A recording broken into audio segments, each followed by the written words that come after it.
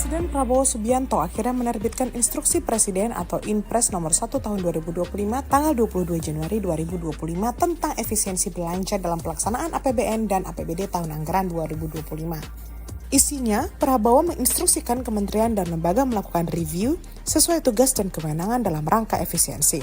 Ada 7 poin instruksi Prabowo dalam rangka efisiensi tersebut.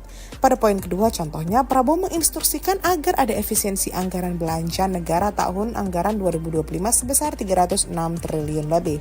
Anggaran itu terdiri dari belanja kementerian dan lembaga sebesar 256,1 triliun dan transfer ke daerah sebesar 50,5 triliun. Poin ketiga, Prabowo meminta menteri dan pimpinan lembaga negara mengidentifikasi rencana efisiensi yang meliputi belanja operasional dan non-operasional seperti belanja operasional kantor, belanja pemeliharaan, perjalanan dinas, bantuan pemerintah, pembangunan infrastruktur hingga pengadaan alat dan mesin. Arahan